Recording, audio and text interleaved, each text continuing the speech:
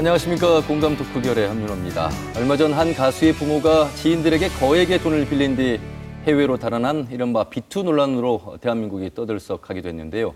심지어 대한민국은 사기공화국이다 이런 말이 나올 정도입니다.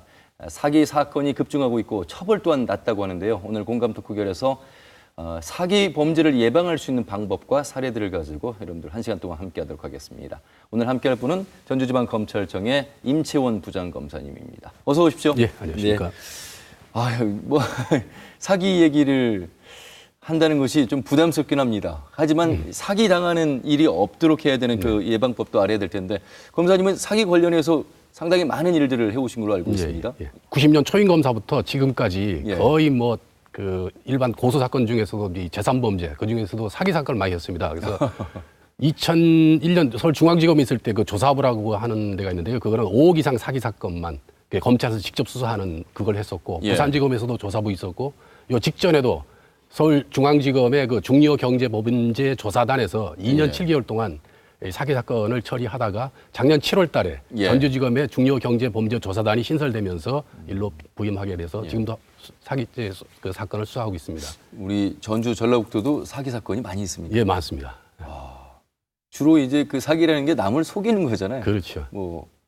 그 사기를 당하지 않는 그 방법을 알아야 될 텐데 그 방법을 알려주시는 강연을 주로 하고 다니신다고 들었습니다. 예. 그동안 그 사기 사건을 수사하면서 아쉬웠던 거. 예. 그리고 내가 워낙 많이 취급했기 때문에 그리고 상당히 재밌는 또 스토리가 있습니다. 그거를 잘 뽑아서 그걸 분류한 다음에 사람들이 쉽게 이 사기 당하지 않고 살 수 있는 법을 제가 이렇게 찾아냈습니다. 예. 그래서 그걸 강의를 처음에 했는데 그 제가 지인들 앞에서 했거든요. 한 너댓 명 됐는데 반응이 너무 좋았어요. 그래서 깜짝 놀래가지고 야, 이 사람들이 원하는 게 바로 이거구나. 예. 이제 그렇게 생각하고 있었는데 마침 또 그 강의를 들은 사람이 또 자기 또 모임에서 또 초대를 하면 또 가서 강의하고 또 그 강의에서 또 들은 사람이 또 초대하고 이렇게 해서 지금 15번째. 그래서 지난주 서울의 그 예술의 전당에서 또 한 번 했습니다. 그래서 15번 지금. 오늘 보니까요, 검사님 인상도 좋으시고 말씀도 아주 재밌게 잘하실 것 같은데 사실 검사님께서 강연을 잘 해주신 것도 있겠습니다만 사기, 그러니까 나는 안 당할 것 같은 그런 사기를 누군가가 당한 사례 참 재미있기도 하고 어처구니 없기도 하고 마음이 이럴 것 같은데 그런 사례들이 상당할 것 같습니다. 상당히 많습니다. 예. 그래서 이제 그 시작이 돼서 강연을 하기 시작을 하셨는데 그 가장 재미있는 내지는 어처구니 없는 사례들 뒤에서 좀 말씀을 해주겠습니다. 예, 그러겠습니다. 그래도 대표적인 한 가지만 좀 먼저 말씀을 해주시면 어떨까요? 대표적인 거라고 하면 제가 선배한테 사기당한 얘기를 하면 되겠습니까? 직접 검사님이 사기를 당하셨어요? 너무 이렇게 믿은 상황이었는데 이제 이렇게 검사들한테 접근하는 사람들이 많습니다. 그러면서 학교 선배라 그러면서 밥 먹자고 이렇게 얘기를 해서 이제 이렇게 처음에는 이제 경계를 계속 했는데 내가 아는 부장검사하고 친했기 때문에 그렇게 어리다 10몇 년 지나다가 이제 이렇게 했어요. 근데 어느 날 자기가 그 카드 사용 대금 500만 원을 메꿔주지 않으면 자기 신용불량자가 된다 해서 메꿔달라고 그래서 돈이 없어가지고 400만 원 해줬거든요. 그 다음 달에 또 500만 원 이렇게 신용카드 메꿔달라고 그래가지고 사용한 거를 돈이 없어서 260만 원 해줬는데 그러고 나서 저는 이제 주겠지 했는데 그리고 그냥 또 지방 발령 나서 가고 한 5, 6년 지난 뒤에 남의 사건을 처리하다가 사기 사건을 처리하다가 가만히 보니까 이게 내 사건도 해결 못하면서 그래서 전화를 했더니 그 기독교 신자가 아닌데 갑자기 전화기에서 찬송가가 들리고 야 이거 일이 이상하구나. 근데 어쨌든 연락이 됐는데 자기도 사기를 당해서 그렇게 됐다고. 그 방금 검사님의 경우가 이게 큰 액수가 아니잖아요. 그러니까 물론 100만 원 단위가 적다는 의미는 아니겠습니다만 지인 관계 속에서 참 안 빌려주기도 애매한 그런 상황. 이런 상황들이 아마 많은 시청자분들 좀 거의 비일비재하실 것 같습니다. 좀 거절하기도 애매하고 그럼에도 불구하고 거절을 할 수 있는 방법이 있다면 해야 되는 것일까요? 그래서 그러니까 그 상대를 파악을 할 수가 없으니까. 그래서 그 사건을 계기로 해서 이제 전 또 교훈을 하나 얻었습니다. 그때 내가 그 선배한테 그 1,000만 원이라고 하는 돈은 큰 돈이다. 그러니까 저는 그 정도 돈이 없으니까는 제가 가지고 있는 거는 얼마 안 됩니다. 그래서 조금이라도 이렇게 주면서 이렇게 다시 용기를 내시고 하시라고 하든지 또 하나는 공무원이 무슨 돈이 있습니까? 돈 관리는 집사람이 다 합니다. 그래서 집사람한테 핑계를 대고 그다음에 거절하는 그 두 가지 방법이 있겠더라고요. 어떻게 해서 오늘 사기 예방법 사례들 주로 이제 말씀을 듣겠습니다만 그 예방법을 관할하는 중요 경제범죄조사단 이런 곳이 있습니다. 전주지검에도 지금 신설이 됐어요. 예. 오시기 전에 이제 서울에서 바로 그 사건을 담당하시던 역할을 하셨습니다. 어떤 곳입니까? 주로 구체적으로 하시는 일? 중요경제범죄조사단이라고 하는 것이 2014년도에 서울중앙지검에 이제 신설이 됐습니다. 고등검찰청에서 부장검사 20년 이상 되는 부장검사들이 이제 직접 일선으로 내려와서 이제 수사를 하게 됐는데 워낙 반응이 좋아서 점점 이제 확대되더니 드디어 이제 작년 7월 달에 전주지검에도 신설이 돼서 제가 2년 7개월 동안 서울중앙지검 중요경제범죄조사단에 있었는데 이제 일로 부임을 했습니다. 거기 이제 사기 사건을 취급하는데 하는 일은 이제 그 사기 사건 중에서도 좀 사안이 중요한 거, 또 피해 금액이 많다든가 굉장히 좀 어려운 사건. 그 다음에 또 하나가 이제 재기 수사 명령 사건이라 그래가지고 그 고소 사건 중에서 불기소 처분되면은 고소인이 억울하다고 이제 항고합니다. 그게 수사 2심이죠, 결국. 네네. 항고를 하게 되면은 고등검찰청에 있는 검사님들이 기록을 잘 검토해서 수사가 미진하다든지 아니면 수사는 잘 돼 있는데 판단이 잘못돼 있다든지 이런 거는 이제 지적을 해서 다시 수사하라 그러면서 이제 일선 검찰청으로 내려보냅니다. 근데 그런 어려운 사건들을 저희들이 이제 맡아서 처리합니다. 이제 부장검사시잖아요. 그리고 앞에서 말씀하신 것처럼 20년 이상의 경력이 많은 검사분들이 특히 이 중요경제범죄조사단에 일을 하시는 이유가 있겠습니까? 경력이 많은 분들이 하신다는. 왜냐하면 이제 법이라고 하는 그 규범은 결국 사회 현상에 대해서 적용하는 건데 그러려면 사회가 어떻게 움직이는지 현장을 잘 알아야 되는데 경력이 좀 짧은 검사들은 아무래도 좀 그 법 적용이 좀 미숙하겠죠. 그래서 고등검찰청에서 한번 그 불기소 처분된 사건을 그냥 이렇게 다시 볼 게 아니고 아예 일선의 초동 단계에서 아예 그냥 투입돼서 하면 훨씬 더 국민들한테도 실질적으로 도움이 될 거고 사건도 신속하게 해결될 거고 그래서 어떤 그 오랫동안에 쌓인 노하우를 그 수사의 노하우를 활용하고자 하는 취지에서 이제 만들어진 겁니다. 일단 사기 범죄인데 사실 아는 사람한테도 당하는 경우가 많고 모르는 사람한테도 당하는 경우가 많은데 공통점은 억울하다는 겁니다. 그렇죠? 예. 그런데 이게 우리나라에서 굉장히 많이 일어나고 있다는 것이 더욱더 안타까운 현실입니다. 얼마나 많이 일어나고 있는 겁니까? 이게 통계가 나와 있습니까? 통계가 사기 사건이 지금 2013년도 그 세계보건기구에서 그 만든 통계, 나온 통계를 보면은 OECD 그 37개국 중에서 대한민국이 사기 사건 발생 건수가 제일 많습니다. 그리고 이제 또 그 죄명별로 쭉 보면은 2014년도까지만 하더라도 절도가 사기죄보다 더 많았는데 2015년부터 사기죄가 절도죄를 앞서갔습니다. 건수가. 그래서 그 25만 7천 건 이제 사기 건수가 그렇고 절도가 이제 그 2,004만 그 6천 건 이렇게 이제 그렇게 되면서 그 이후부터 이제 사기 사건이 훨씬 더 많아지고 있는. 아마 그러니까 사기 범죄라고 하면 뭐 보이스피싱 정도를 대표적으로 생각하시겠습니다만 그냥 지인 사이에서도 내지는 뭐 가족 관계 속에서도 사기가 일어나고 있는 비일비재한 사건. 그런데 이게 유독 왜 우리나라에서 이렇게 사기 사건이 많이 일어나고 사기 이 범죄율이 이렇게 높은 것인가? 가장 행위하기가 가장 쉬워서 그런 겁니까? 왜냐하면 그 처벌이 또 낮아서 그런 겁니까? 우리가 이제 법률 생활하는 데 있어서 문제가 있는 게 이제 서양처럼 어떤 모든 그 계약 관계라든지 이런 거를 문서로 만들지 않고 이제 구두로 하는 경우가 많거든요. 하고 그런 문제가 있고 또 이제 그 처벌이 또 형량이 너무 낮아서 그래서 뭐 결론적으로 얘기하면 사기는 남는 장사다 이런 얘기가 많지 않습니까? 결국 그게 좀 이따 말씀드리겠지만 그런 부분이 작용이 돼서 사기를 계속 치는 거죠. 처벌이 낮은 경우가 있겠습니다만 다른 나라의 사례는 처벌이 이렇게 우리나라처럼 낮지 않을 것 같은데요. 훨씬 세죠. 예를 들어서 이제 베트남 같은 경우는 작년에 뉴스도 났지만 한국 사람이 베트남 현지인한테 취업 사기를 했습니다. 취업 사기한 게 8억, 그 피해 금액이 8억인데 형량이 얼마 나오지 아십니까? 무기징역형 나왔습니다. 근데 비슷한 시기에 우리나라에서 이제 그 취업 사기 피해 금액이 9명을 상대로 4억을 사기를 쳤는데 그 형량이 얼마나 나왔냐면 4년밖에 안 나왔거든요. 그 너무 차이가 나는 거죠.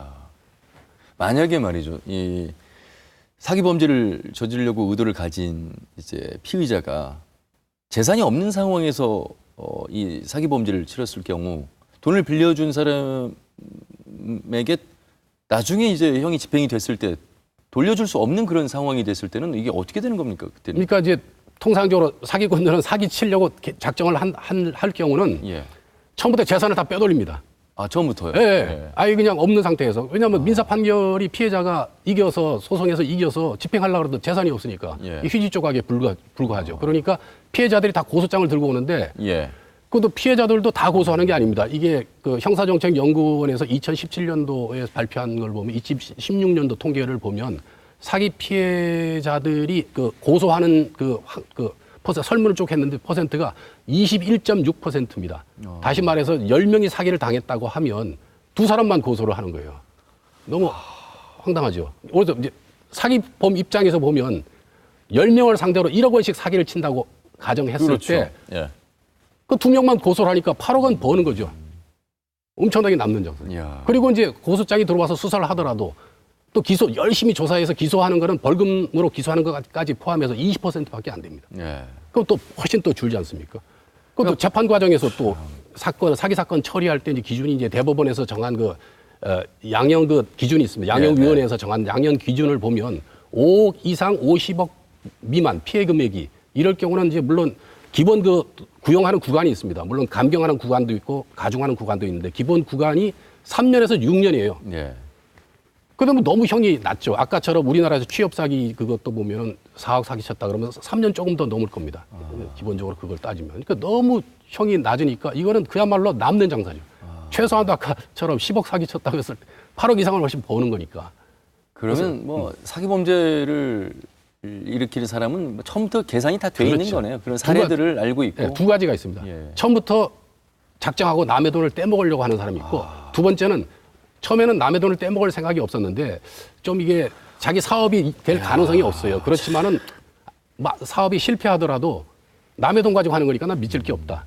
그래서 그걸 이제 그 형법의 구성 요건으로 이제 설명을 하면은 변제할 의사나 변제할 능력이 없는 경우 그렇죠. 이렇게 말하죠. 예. 그래서 처음부터 떼먹으려고 그러는 사람은 더 나쁜 사람이고 그 구형을 더 많이 해야 되겠죠. 뭐 아까 숫자로 25만 건 이상을 네, 말씀하셨는데 그러면 그 수많은 사기 범죄 유형 중에 아는 사람한테 사기를 치는 경우가 더 많은 것인지 모르는 사람에게 사기를 치는 경우가 더 많은 것인지 어쨌든 뭐 아는 사람 모르는 사람이든 통틀어서 그 사기 범죄가 절도 범죄를 숫자를 좀 넘어섰다 이렇게 말씀하셨잖아요. 그러니까 범죄 중에서는 가장 사기 범죄가 숫자적으로는 가장 많은 거네요. 네. 아는 사람의 경우도 많이 나와 있습니까? 예. 형사정책연구원에서 2017년도가 통계 자료를 보면은 예. 피해자와 사건의 피해자와 가해자 그 관계를 따져봤는데 뭐 친인척, 지인 다 해가지고 66.2%가 아는 사람입니다. 그러면 우리가 10명을 이 사기를 쳤다고 했을 때 두 사람 사이의 관계를 따지면 7명이 지인입니다. 그래서 난 처음에 이 통계가 잘못된 거 아닌가 생각했었는데 가만히 생각해 보니까 모르는 사람 같으면 경계를 하겠죠. 예. 근데 아는 사람이기 때문에 경계 벽을 허물고 이제 돈도 빌려주고 이렇게 한 겁니다.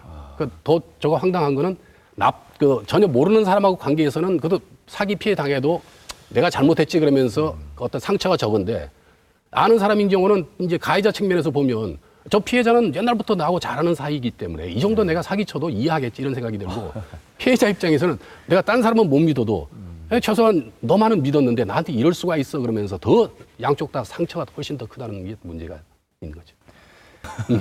여러분 현직 검사도 사기를 당하셨다고 하는데 그 검사님 같으면 이렇게 상대를 보시면 상대의 눈빛이나 상대의 표정, 상대가 어떤 그 말투를 가지고 어떤 내용으로 오느냐에 따라서 바로 이제 파악이 좀 되실 것 같은데 전혀 그런 파악을 좀 못하셨나 봅니다. 어떤 사례였습니까? 그게 이제 바로 사기 예방을 위해서 우리가 갖춰야 될 게 4가지를 내가 뽑았는데요. 그중에 첫 번째가 이제 첫 느낌을 믿어라. 그러니까 처음 만나서 느낌이 안 좋은 사람이라는 게 육감이 있어서 안 좋은 사람은 끝까지 경계의 끈을 놓지 말라 그랬는데 제가 그 선배를 만났을 때 그런 느낌을 받았는데 좀 이제 지내다가 딴 분하고 뭐 이렇게 어울리다 보니까 그걸 까먹는 바람에 당했습니다. 그 보통 이제 돈을 빌려준 사람 입장에서 돈을 이제 받지 못했을 때 돈을 빌려간 사람이 당당하게 잘 살고 있는 모습 봤을 때 더 가슴 아프고 두 번 사기를 당하는 거잖아요. 맞습니다. 그런데 그런 경우 보면은 이제 부부 사이에 재산을 다 이제 분산을 시키는 이혼, 그 가짜 이혼인지 뭐 진짜 이혼인지 모르겠습니다만 참 그런 경우가 비일비재해서요. 아마 이 방송 보시는 분들도 그런 사례 겪은 분들 많이 계실 것 같아서 그런 분들은 받을 수 있는 어떤 방법이 없는 겁니까 법적으로도? 그 민사적으로는 받을 수가 없죠. 제가 처리한 사건 중에 재밌는 게 2억 사기를 쳤는데 경찰에서 혐의 없음으로 송치된 사건입니다. 기록을 좀 검토했더니 이거는 예. 사기가 될 것 같더라고요. 그래서 전과를 딱 봤더니 엄청나게 전과가 많습니다. 그래서 사기죄로만 고소된 거를 쭉 카운트를 해봤더니 41번 사기를 당했더라고요. 예. 그래서 이제 무혐의 받은 결정문, 판결문 다 출력해서 이 사건과 그 수법, 사기 수법이 유사성을 찾아내가지고 피의자를 불러서 이제 그 부분을 다 이제 조사를 했습니다. 이제 결국 뭐 이제 본인이 이제 그 잘못했다고 이제 얘기를 했는데 그리고 그 사람 경찰 피의자 신문 조서를 보니까 서울에 아주 유명한 그 이름만 대도 잘 알 수 있는 예. 그 좋은 아파트에 살고 있더라고요. 그래서 이 아파트 정도면 근데 이제 그 전세로 이제 돼 있습니다. 예. 이 아파트에서 살고 있다면 진정성이 있다면 그 충분히 2억 정도로 갚을 수 있는 거 아니냐 그랬더니 하는 말이 자기가 하도 사고를 많이 쳤어요. 이 사고라고 하는 게 사기죠. 쳐서 자기 와이프가 자기를 투명인간 취급한다. 그러면서 사실은 그 아파트 전세 보증금 그 임대차 계약 명의도 그 처 이름으로 돼 있어서 저는 뭐 어떻게 할 수가 없습니다. 이렇게 얘기하고 있었습니다. 아파본 의사가 환자의 마음을 더 헤아릴 수 있는 것처럼 어찌 보면 검사님이 사기를 당해 보셔서 그 피해자들을 만났을 때 그 피해자들의 마음을 헤아리는 그 깊이가 좀 더 다르실 것 같아요. 어쨌든 좋은 뭐 계기라면 계기가 되셨을 것 같은데 피해자들의 많은 이야기들 좀 들으시잖아요. 예. 참 어떻게 법적으로 도와줄 수 있는 영역 그 밖의 영역까지 그 사례들이 너무 많아서 그런 분들은 어떻게 좀 다독여 주십니까? 또 도와주십니까? 그 기록을 보면은 일단은 이 사람이 진짜 억울한 그 사기 피해자가 맞다는 생각은 드는데 증거가 굉장히 부족한 경우가 많습니다. 그러면 원점에서 다시 이제 피해자를 다시 불러서 처음부터 이렇게 조사를 하면 피해자 입장에서는 별로 뭐 중요하지 않다고 생각하는 증거가 저희 입장에서는 굉장히 이 사건을 해결하는 중요한 증거가 되는 경우도 있거든요. 그래서 그 선배한테 그런 일을 당한 게 뭐 금액은 뭐 어떻게 보면 뭐 크지 않다고도 볼 수 있지만 그 사기 사건을 잘 처리하라라고 하는 정울지의 어떤 계시가 아닌가 싶어요. 그래서 어떨 때는 그 막 기록을 보다가 기록에 막 그냥 완전히 몰입되는 단계에 들어가면 꼭 내가 그 사건의 피해자인 것처럼 어떻게 무당들이 접신이라 그러나요? 어떤 빙의가 돼서 막 이게 보이기 시작하는데 야 이거 굉장히 신납니다 그냥. 뭐 저도 이제 가족 중에 한 분이 그런 이제 사기 사건에 이제 피해자가 될 뻔했는데 이제 보이스피싱이 대표적으로 이제 알려진 사례 아닙니까?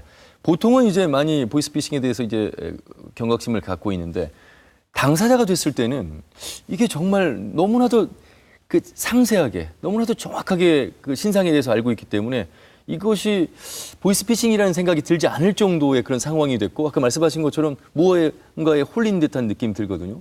그럴 때 한 번 정도 이렇게 침착할 수 있는 힘이 있어야 될 텐데 그때 좀 그 주의할 수 있는 방법이 있다면 좀 말씀해 주세요. 이제 그러니까 이제 그게 바로 이제 이게 사전에 이제 그 사기범들이 어떤 특징이 있고 어떤 식으로 접근한다는 걸 미리 알고 있으면 그런 뭐 갑작스럽게 그런 보이스피싱이 온다든지 뭐 이러더라도 당황하지 않고 대처할 수 있는 거죠. 그래서 예를 들면 이제 사기꾼 특징 같은 경우에 제가 이제 그동안 수사를 한다든지 이렇게 공부한 그런 경험에 비추어 보면은 첫 번째가 사기범은 증거를 안 남기려고 합니다. 그리고 뭐 계약서를 쓰자 그러면은 나를 못 믿냐 그러고 웬만하면 말로 때우려고 그러고 그것도 이제 이쪽 피해자 쪽에서 욕을 하면 계약서를 쓰는데 진짜 중요한 부분은 굉장히 추상적으로 씁니다. 그래서 분쟁이 발생했을 때 이게 정작 그 계약서가 아무 그 의미가 없는 그런 경우가 있습니다. 되게 좀 이 사기 사건이 이렇게 급증을 보면 알고 있으면서도 당할 수밖에 없는 그런 상황. 그러니까 한 번 더 이런 방송을 통해서 내지는 평상시에 서로 대화 속에서라도 서로 조심하자 이런 얘기들을 좀 해야 될 것 같은데 사기꾼의 유형이 좀 있을 것 같아요. 그러니까 말씀하신 그런 부분들, 뭐 증거를 남기지 않으려고 하는 거, 아니면 뭐 또 그 굉장히 호의적으로 다가온다든지 어떻게 뭐 아까 말씀하신 처음 판단이 옳았어. 그런데 그 판단을 못하고 지나가는 경우 속에서 좀 더 유형을 좀 소개해 주신다면요. 그 다음에 이제 특징이 이제 그거죠. 그 항상 긍정의 말을 한다고 부정적인 얘기를 안 해요. 그래서 이제 왜냐면 가만히 생각해 보니까 이제 그것도 말이 되는 게 그래서 누구한테 사기를 치려고 그러는데 이제 상당히 이제 과장된 얘기를 하잖아요. 그러면 피해자 입장에서는 그게 좀 믿기지가 않아. 그래서 이제 질문을 하잖아요. 이 부분은 어떻게 됩니까? 하면은 그거는 좀 이런 문제가 있습니다. 이러면 돈을 안 주죠. 그러니까 항상 장밋빛 그 미래를 얘기를 하고. 그다음에 또 하나가 굉장히 좀 불안합니다. 이 눈빛이. 사람을 바로 이렇게 쳐다보지 못하고 이 조사를 해보면 불안해요. 이 시선이. 가만히 생각해 보니까 그것도 하도 이 사기를 많이 쳤기 때문에 혹시 누가 또 신고해서 와가지고 자기를 잡아가지 않을까. 이런 생각도 들고. 그 사기의 범죄 유형이 여러 가지인데 일단 돈을 뭐 빌려가고 변제하지 않는 경우 또 투자하라고 해놓고 또 이게 투자가 잘못된 경우 또 뭐 부동산 요즘 뭐 개발에 뭐 참여하게끔 해놓고 이제 또 뭐 그냥 전 재산을 가지고 뭐 도망가는 경우 뭐 여러 가지의 사기 유형이 있죠. 예. 여러 가지 유형이 있는데 그중에 가장 많은 게 이제 그 남의 돈 빌려서 안 갚는 차용 사기가 많고 요새는 이제 그 베이비 부모 그 세대라 그러나요? 은퇴하는 사람들이 이제 그 은행 이자율이 낮으니까 그거보다 훨씬 더 많은 그 수익이 나는 그런 투자처를 찾고 있습니다. 그래서 그거를 이제 이용해서 그 기획부동산 사기를 하는 경우가 많습니다. 부동산 사기, 분양 사기, 요즘 최근에 가장 많이 일어나고 있죠. 그럼 몇 가지 좀 사례를 좀 말씀해 주세요. 그 기획부동산인 경우는 이제 그 아주 그냥 거기 별로 이제 개발 가능성도 없는 그런 장소에 있던 그 별로 그 헐값의 땅을 그걸 사가지고 심한 경우는 그 토지의 그 잔금까지 안 주고 한 중도금까지 주고 등기를 미리 이전받아서 그거를 지분으로 파는데 이제 그 막 전화해서 막 하잖아요. 전화해서 막 또 텔레마케터로 와가지고 막 전화 오면은 하는 얘기가 그러면 구체적으로 꼭 물으면 하는 얘기가 뭐냐면은 이거는 영업 비밀이라 그 위치 같은 것도 잘 안 가르쳐주고 그리고 예를 들어서 뭐 땅이 아니고 이제 건물인 경우는 또 이제 그 해당되는 건물을 안 보여주고 그 옆에 뭐 딴 걸 보여준다든지 막 이런 상황도 되고요. 그래서 그런 경우는 항상 이제 하나하나 잘 따져봐야 됩니다. 아무래도 이 부동산이나 투기 쪽은 피해 액수가 상당히 이제 거액이잖아요. 그 피해자들도 대량으로 좀 속출하고 있는 경우고. 그런데 이게 뭐 큰 돈을 벌게끔 이렇게 다가오는 사람들의 그 말에 현혹되기 일수여서 참 그런 부분일수록 더욱더 좀 주의를 해야 될 것 같은데 그런 사람들의 좀 주의할 수 있는 방법이 있을까요? 예를 들면 부동산 투기 같으면 현장을 직접 가서 보고 다른 부동산에 뭐 한 번 더 물어본다든지 뭐 어떤 그런 대책이 좀 있을 것 같은데. 옛날에 사건들 보면은 그 엉뚱한 그 진짜 개발 안 되는 부분 그 지번을 갖다 주고 이렇게 하거든요. 그 현장도 뭐 다른 데를 보여주고. 근데 요새는 이제 네이버나 구글에 이제 지도가 잘 돼 있으니까 그 위치 같은 걸 잘 확인하고 이렇게 하면 그래도 좀 막을 수가 있는데 어쨌든 그 투자하기 전에 여러 가지 그걸 잘 따져봐야 됩니다. 따져보고. 심한 경우는 또 어떤 그 주부는 보니까 그 기획부동산에 속아서 자기 것만 이게 사기당한 게 아니고 자기 그 시댁 식구들 그냥 다 워낙 이게 좋다고 그러면서 시댁 식구 거 돈을 다 받아가지고 투자했는데 나중에 이게 사기라는 게 밝혀져가지고 이혼 그 당하기 직전 위기까지 간 그런 안타까운 사연도 있었습니다. 보통 뭐 현수막으로도 공개가 될 정도의 뭐 얼마를 투자하면 월에 얼마 소득 보장 뭐 이런 것도 있고 아니면 전화 방식으로도 또 투자를 하라고 하는데 이런 경우가 있을 것 같습니다. 투자를 하는 것과 돈을 빌려주는 것과 뭐 똑같이 사기를 당하면 어쩔 수 없는 겁니다만 투자하는 것과 빌려주는 개념이 좀 다르죠? 그 부분을 좀 명확하게 해야 될 것 같습니다. 엄청난 이 차이가 있습니다. 투자라고 하는 건 말 그대로 이익과 손실이 같이 가는 거거든요. 다시 말해서 투자를 받아서 사업을 했는데 사업이 망했다 그러면은 피해자는 돈을 돌려받을 수가 없어요. 근데 빌려준 거라면은 그 원금을 최소한도 원금은 돌려받는 걸 전제로 해서 주는 거기 때문에 투자와 임차라 빌려주는 거하고는 큰 차이가 있는데 상당 부분 사건들을 보면 사실은 돈을 빌렸음에도 불구하고 피해자가 고소를 하게 되면은 빌린 게 아니고 투자 받았다 이렇게 거짓말을 하는 경우가 많습니다. 그래서 아마 투자가 아닌 빌려주는 거라면 반드시 차용증을 써야 되는 것이죠. 그 막으려면 차용증을 받든지 아니면은 카카오톡 그 문자 대화 문자 이제 그걸 통해서 사건이 하나 해결된 경우가 있거든요. 그 지금 말씀하신 카톡이나 문자가 기록으로 남으면 그거는 증거가 될 수 있는 효력이 됩니까? 그것 때문에 사건이 요새 해결되는 경우가 많습니다. 그 신빙성이 있는 거네요. 그러니까. 그렇죠. 최근에 나온 뭐 미투 사건들도 다 그 기록으로 나온 것으로 맞습니다. 인정이 되는 것처럼 반드시 그 부분은 사진을 찍어서 내지는 대화한 내용을 남겨놔야 되겠습니다. 남겨놓고. 그래서 그거 해결된 게 하나가 재밌는 게 이제 3억 2천만을 그 빌려달라고 빌려줬거든요.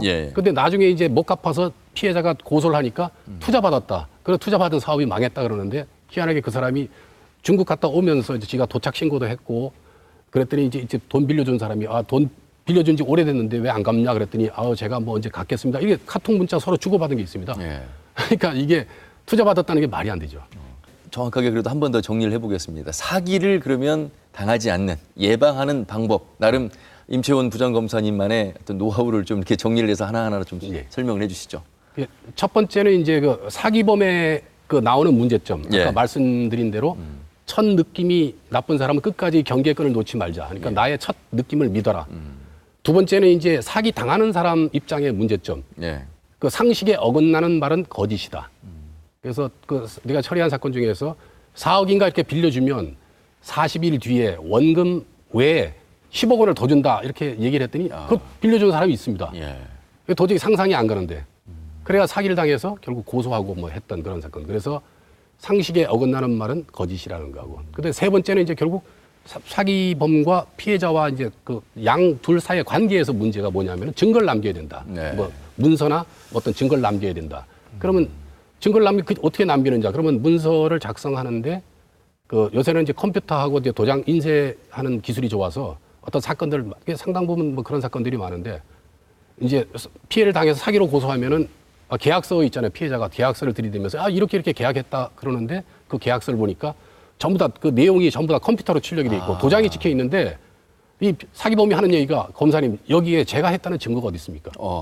진짜 그렇더라고요. 그러면 또 이제 또 검사는 고민을 해야 되죠. 또 증거를 또 찾아야 돼. 그래서 내가 생각하는 게 그 계약서의 중요한 부분, 예를 들어서 뭐 이름이라든지 주민등록번호라든지 뭐 예. 주소라든지 아니면 계약 금액이라든지 중요한 문구는 반드시 상대방으로 하여금 쓰도록 하고 그리고 가능하다면은 이 도장보다는 무인을 찍으면 이게 무인 감정이 되니까 예. 그게 굉장히 중요합니다. 또 하나가 이제 두 번째가 백지에 절대로 서명해 주지 말라. 백지에 서명해 줬다가 내가 아는 분이 80억 소송, 결국은 백지 몇 장에 서명 받은 거에다가 내용을 막 쳐가지고 80억 내놓으라고 소송이 들어왔는데 예. 결국 민사에서는 위조됐다는 증거가 없으니까 80억 다 물어주라는 지금 판결이 났고요. 지금 항소심에 가 있고 그다음에 이제 위조됐다고 고소를 했는데 그게 지금 사건이 지금 지지부진하고 지금 막 뭐 그러고 있다 그러더라고요. 굉장히 안타까운 그거고. 또 하나는 이제 백지에는 절대로 해주지 말고 두 번째 또 서명 달인을 할 때 내용을 잘 읽어보고 해라. 뭐 이런 게 있습니다. 그래서 내가 아는 또 대학 교수가 또 그 자기 선배가 또 뭐 자동차 뭐 할부로 뽑는데 서명 달인 해달라 그래가지고 내용도 안 보고 해줬는데 나중에 그 사기범이 그 문서를 가지고서 자기가 한 3억 돈 빌리는데 이 사람을 이 교수를 보증인으로 세워가지고 결국 그 교수한테 소송이 들어와서 월급이 반이 압류되고 완전히 막 한 사람한테 인생이 또 망가지는 어떤 그런 굉장히 이 도장 찍을 때나 이런 거 참 어처구니 없는 그런. 그 다음에 이제 그 계약서를 쓸 수 없으면 아까처럼 카톡으로 이제 증거를 남겨야 되는 그런 게 아는 사람 속에서 사기 범죄가 많습니다. 10명 중에 6명. 네. 예. 꼭 그런데 보면요. 그 사기를 당하는 사람은 꼭 그 본인 상황이 어려웠을 때, 그러니까 이게 뭐 직업과 상관없고 뭐 배움과 상관없고 재산의 어떤 유무에 상관없이 이제 어처구니 없이 당하는 경우인데 꼭 곤란한 상황, 어려운 상황, 저 사람이 지금 돈을 뭐 필요로 하는 상황, 어떤 그런 상황을 가장 잘 아는 사람이 가까이에서 네. 접근할 확률이 높잖아요. 네, 맞습니다. 그리고 내지는 사기꾼은 돈 냄새를 맡는다고 네, 하는데 예. 실제로 그 돈 냄새라는 것이 풍겨서 맡는 겁니까? 아니면 그 사람들이 어떻게 뭐 관계가 있으니까 알게 될 텐데. 이제 정보를 캐는 거겠죠. 예. 누가 돈을 가지고 있다든지 그러면 정보를 캐서 뭐 우스갯소리로 정보만 퇴직한 사람 정보만 알려줘도 그 뭐 사기친 돈에 뭐 20-30% 준다는 거 아닙니까? 예. 그렇게 정보를 이제 가지고서 이제 이 접근을 해서 가문이술로 이제 남의 돈을 이제 이렇게 가져가는 그런 상황입니다. 절대 이제 검사님은 사기를 안 당하시겠네요. 그거 장담 못합니다. 회피 방법을 아까 그 말씀하시니 뭐셨죠? 첫째 이제 그 첫 느낌을 믿어라. 예. 두 번째는 그 상식에 어긋나는 말은 안 된다. 예, 아니 그 말씀 말고 개인적으로 터득하신 방법이 있었다고 했잖아요. 그거. 적은 액수를 빌려달라고 하는 지인분이 있을 때. 예. 그 돈을 주지 말고 달라는 돈을 다 주는 게 아니고 내가 줄 수 있는 거 한 100만 원이나 200만 원 주면서 성의를 표시하고 이렇게 하는 방법. 돈 관리는 또 내가 안 한다든지. 그러니까 나도 굉장히 생각을 많이 해서 그런 생각을 찾아냈습니다.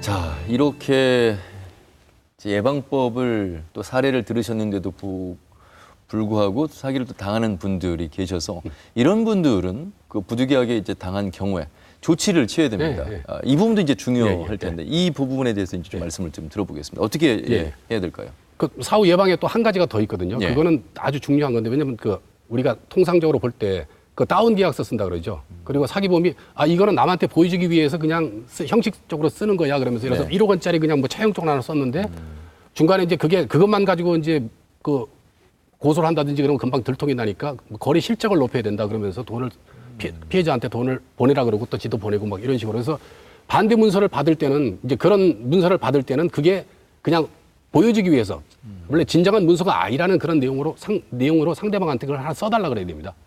그래야 나중에 그게 그 사실이 아닌 문서를 가지고서 그게 진실이냐 소송하고 막 이런 경우가 있으니까 그걸 받은. 그래서 내가 이름을 반대 문서라 그러는데 반대 문서를 받아라. 그 굉장히 그런 사건이 심심치 않게 있어서 사건 처리하면서 이 수사하는 검사 입장에서 굉장히 좀 힘듭니다. 그래서 미리 그런 걸 사람들이 알면은 예방될 것 같고 그다음에 이제 금방 말씀하신 대로 이제 사후 대책이 필요한데 사후 대책 중에 첫 번째가 뭐냐 하면 받을 가능성이 없는 돈은 일찌감치 포기해라. 정말 그렇습니까? 네, 진짜 그래요. 노력은 그래도 해봐야 되지 않겠습니까? 그 심정이 사기당한 내 동생도 그랬거든요. 군대 동기한테 당한 아까 안 했나? 말씀하시죠. 그 동생분도 사기를 당하셨어요? 동생이 그 군대 동기한테 이제 돈을 빌려달라 해서 동기가 이제 처음에 50만 원 빌려줬더니 이자도 잘 갚고 뭐 이렇게 잘 했습니다. 그때는 뭐 100만 원, 200만 원 그다음 어느 정도 이제 자기 사기범이 이제 정한 그게 있죠. 금액이 한 500대니까 내 돈을 안 주는 거예요. 그러면서 와서 하는 얘기가 자기가 이래 사업하는데 어려우니까 요거를 이제 한 뭐 700 정도 이렇게 주면은 500까지 묶어서 주겠다. 이래가지고 줬는데 그게 점점점 부풀어서 4천만 원이 된 거예요. 결국 문제가 터졌죠. 그래서 결국 그 사람을 이제 고소를 했는데 마침 그 군대 동기라는 그 사람이 외동아들이에요. 그래서 그 아버지가 갚아주는 바람에 고소 취소하고 끝냈는데 이제 그런 경우. 그러니까 일찌감치 포기했으면 동생도 그렇게 안 당했겠죠. 또 하나가 내가 처리한 사건인데 10억을 사기를 당했어요. 근데 이 사람이 준다 그러다가 공소시효 끝날 때까지 10년 끝날 때까지 이 사람이 계속 끌려다니다가 결국 고소하려고 그랬더니 사기죄는 공소시효가 10년이라고. 그래서 굉장히 한탄하고 있었는데 한 몇 년 뒤에 또 찾아와서 내가 시행사업을 하는데 4억을 빌려주면 전에 10억까지 포함해서 14억을 주겠다는 거죠. 그래서 또 돈을 빌려줬어요. 그랬더니 안 갚죠. 결국 이제 고소를 했더니 이제 조사를 했는데 또 뭐 자기 나름대로 또 이 사기범은 억울하다고 막 그랬습니다. 그래서 제가 양쪽 불러 대질 조사하면서 세상에 이런 법이 어딨냐. 그래서 조사해서 옛날에 구속영장까지 청구하고 막 했던 사건이 있습니다. 일찌감치 포기했으면 이런 일이 없었을 텐데. 그러니까 받을 수 없으면 고소하는 것조차 포기해라. 그렇죠. 일찌감치. 그 고소해봤자 더욱더 가슴만 아프고 오히려 시간 들이고 공 들이고 고소를 포기하는 게 아니고 더 빌려주는 거를 포기하라는 거죠. 처음에는 이 수익률을 그대로 이제 신용을 쌓아주잖아요. 그거 미끼입니다. 미끼. 미끼인 것을 알면서도 그 참 당하는 걸 보면 미끼인 줄 모르죠. 그렇게 몇 달 정도는 쭉쭉 왜냐하면 이자 주는 그 이자를 많이 주거든요. 그리고 진짜 어떨 때는 뭐 약속 갚기로 한 날보다 하루 전날 막 미리 주고 그러니까 이 사람은 진짜 믿을 사람이다 그래가지고 하는데 결국에 이제 본색을 드러내는 거죠. 그러면 이제 사기가 확실하면 이제 법적으로 고소를 해야 되는 두 번째 방법이 있죠.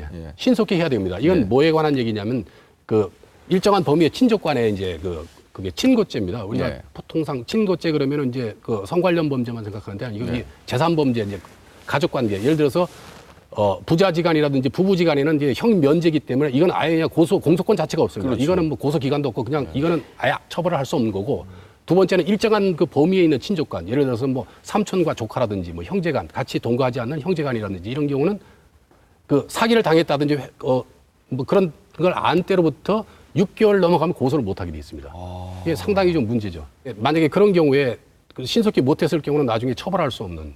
예컨대 내가 옛날에 중앙지검에 있을 때, 그거는 이제 사기인 경우는 이제 언제부터 그러면 이 사람이 사기 치려는 의사가 있었는지 그게 입증하기가 좀 어려워서. 그렇죠. 근데 횡령 같은 경우는 쉽습니다. 근데 제가 중앙지검 거기 조사부 있을 때 이제 전임자가 놓고 간 사건인데 어떤 분이 돌아가셨는데 이제 그 상속인들이 이제 뭐 아들, 딸, 뭐 그 부인들 이렇게 쭉 있었고 재산이 한 10억 됐는데 이걸 이제 그 장남이 이제 처분해서 나눠준다 그래가지고 다 위임장 주고 다 해서 했는데 장남이 그걸 처분했습니다. 했으면 이게 분별해줘야 되는데 그렇죠. 자기가 사업자원으로 다 썼어요. 그랬더니 이제 형제나 이 사람들이 상의하는데 한 1년이 걸린 거예요. 그러니까 나중에 고소를 했는데 이 공소권 6개월이 지났지 않습니까? 그래가지고 그냥 공소권 없으면 처분한 그런 기억도 있습니다. 요즘 보니까 그 종중 재산을 가지고 이제 소송하는 경우도 많은데, 그러니까 종중 땅을 이제 위임장을 받아서 다 만날 수 없으니까 위임장을 받아서 이걸 나중에는 혼자 착복하는 그런 이런 사기들도 유형이 좀 상당히 많던데요. 예. 그게 지금 중앙지검하고 여기 전주하고 다른 게 아무래도 저기 전주 와서 그런 종중 사건 제가 몇 건 했거든요. 네. 종중 대표가 뭐 종중 땅을 다 처분하고 뭐 그렇죠. 심하게 어떤 분은 돌아가신 분도 있고 막 이게 좀 이 지역적인 특성 같습니다. 이게 종중 재산 가지고 지금 그 범죄 행위하는 경우가. 자, 그러면 이제 받을 가능성이 없을 때는 포기하고 이것이 사기 사건이 확실하다면 바로 고소해야 되고 그 다음에 고소를 하지 않고 둘 사이에 합의를 하는 경우가 있잖아요. 뭐 일종의 암묵적 또 잠정적 외상 합의. 그 외상 합의를 하는 경우가 많을 것 같은데 그 외상 합의는 해서는 안 될 것 같은데요. 예, 맞습니다. 그래서 제가 이제 세 번째가 바로 외상 합의는 절대 하지 마라. 그 외상 합의가 뭐냐 하면은 그냥 우리 보통 외상 이렇게 그렇죠. 하는 거랑 똑같습니다. 예. 피해 금액을 변제받지 않고 고소 취소해 주는 거. 예. 그러니까 예를 들면 어떤 제가 3억짜리 사기 사건이었는데 경찰에서 혐의 없음으로 송치된 사건을 열심히 조사해서 혐의를 밝혔습니다. 그래가지고 죄질이 나빠서 구속영장을 청구했는데 영장이 기각됐습니다. 예. 그냥 나중에 이제 더 조사하려고 양쪽을 불렀더니 이 피의자는 도망가 버리고 피해자한테 내가 물었습니다. 이거 피해 변제 다 받았습니까? 했더니 아니, 다음 달에 돈 준다 그래가지고 그냥 고소 취소해줬답니다. 조금만 참으면 되는데 왜 사기범인이 이제 민사적으로는 뭐 이제 그 피해 구제를 못 받게 하려고 재산을 다 빼돌린 상황입니다. 그래서 최소한도 이제 우리가 피해자가 고소를 해서 이 사람이 이제 수사를 받아가면서 어느 정도 구속이 된다든지 아니면 혐의가 입증될 정도가 되어야 그 사기친 돈에 그것도 다 안 줍니다. 일부를 주죠. 그러니까 최소한 뭐 형사처벌이라도 돼야지 일부 돈이 나오는데 조금만 참으면 되는데 결국 못 참고 취소하는 바람에 결국 두 번 사기 당한 거죠. 그래서 제가 이제 강의할 때는 항상 외상 합의는 절대로 하지 마라 그 얘기를 합니다. 오늘 제가 방송을 하는 게 아니라 강연을 듣고 있는 듯한 느낌이 들고 그래서 왜 20년 이상 그 경력이 많은 검사님들이 중요경제범죄조사단의 역할을 하고 있는지 이제 좀 정확하게 알 것 같습니다. 사회 경험도 있고 뭐 죄송하지만 사기 경험도 있는 검사님들 그래야만 더 피해자들의 유형 또 마음을 더 헤아릴 수가 있을 것 같습니다. 강연을 지금 뭐 워낙 활기차게 하고 계시고 재미있게 또 유익한 강연을 하고 계시는데 강연을 뛰어넘어서 책을 한 권 쓰셔야 되는 게 아닌가 이런 생각도 그래서 들고요. 이제 생각도 하고 있는데 저는 이제 그동안 쭉 이렇게 하면서 어떤 생각을 하냐면 강연을 처음 준비할 때도 그렇고 과연 왜 드라마나 영화 속에서는 왜 검사를 물론 극적인 흥미를 위해서도 그러지만 이렇게 안 좋게 그려지나 항상 거기에 대해서 생각하고 좀 억울한 생각도 좀 했습니다. 그 어떤 때 그 드라마 내용들 보면 그렇죠. 이게 그 사법시험 이렇게 합격할 수 있도록 뒤에서 막 그냥 도와주고 막 이렇게 하던 그 여인을 시험 되자마자 발로 차고 그다음에 뭐 재벌집 뭐 딸하고 결혼하고 뭐 이런 게 막 드라마 막장 드라마죠. 뭐 그런 게 나오고 이제 막 그런 걸 자꾸 이제 사람들이 접하다 보니까 검사들은 출세지향적이고 진짜 차갑고 막 이런 이미지로 이제 생각을 하는데 내가 사건을 쭉 하다 보면 그게 절대로 아닌데 그래서 굉장히 억울한 생각도 했지만은 그래서 제가 생각을 했습니다. 과연 검사는 어떤 사람인가? 그래서 제가 스스로 내린 정의는 검사는 빼앗긴 꿈을 찾아주는 사람이다. 그래서 검사는 증명을 해야죠. 왜 그러냐? 일단 피해자 입장에서 한번 볼게요.